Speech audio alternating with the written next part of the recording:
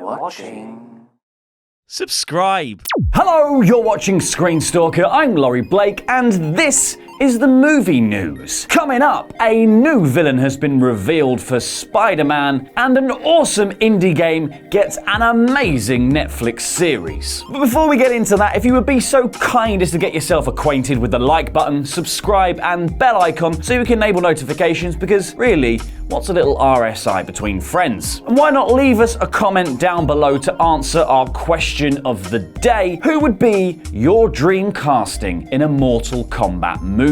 Mine would be a Komodo dragon as Reptile. Now, the reason I ask is that the first bit of casting for the James Wan produced, Simon McQuaid directed Mortal Kombat movie has come in, and let me tell you, they chose wisely. Because The Hollywood Reporter is reporting, as they do, that Joe Taslim, the Indonesian actor who starred as Jaka in Gareth Evans' The Raid, has been cast as Sub-Zero. Which is amazing, because that movie showed off the sweet, sweet martial arts skills of Taslim, who spent 12 years on Indonesia's national judo team, Judo Chop, which I think they get much further. They get further along than that if they do 12 years. Judo Roll. I think, to be honest, they should just reskin the original Raid movie with Mortal Kombat outfits and just say job done. Have it be about Sub-Zero trying to evict Shao Kahn from his apartment in Outworld or Jakarta. Now, the movie isn't due to release until 2021, but if they can continue to fill the cast up with modern martial arts great, then we could actually have a flawless victory on our hands. But Mortal Kombat isn't the only property crossing the realms from video games to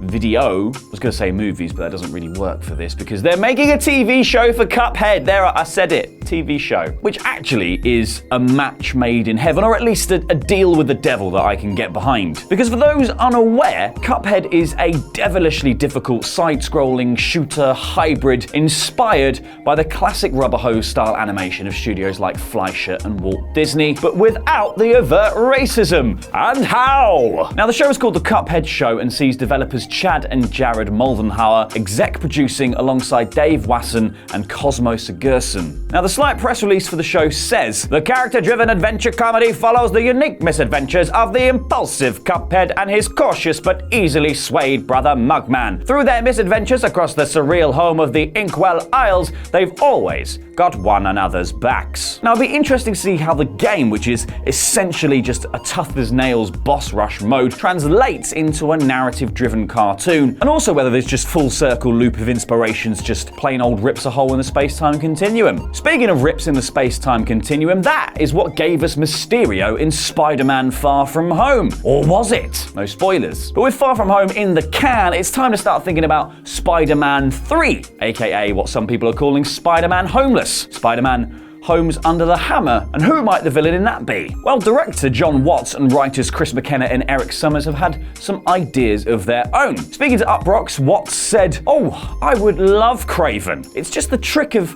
how do you do Kraven in a movie?" While McKenna told comicbook.com that I've always had a soft spot for Kraven the Hunter, but he also interestingly suggested another villain. We read a lot of Spider-Man comics that were fun. There were some really great storylines with him. Spot seems like a really cool villain. Now, the only thing stopping these plans from happening is Sony's own web of Spider-Man expanded universe films, as they are reportedly developing a solo Kraven the Hunter film that will apparently see him come face to face with Spider-Man. So there's two options here. This could well be a setup for the big finale for Spider-Man Home and Away, or could mean that Kraven is stuck in his own weird pocket universe inside the Sony Spider-Verse. Thank you for watching. If you liked the video, please click the thumbs up, subscribe, and click the bell icon to enable notifications, because it massively helps us out. And leave a comment down below to answer that question of the day, because we love to know what you think. More ScreenStalker content can be found over there. I've been Laurie Blake, and remember,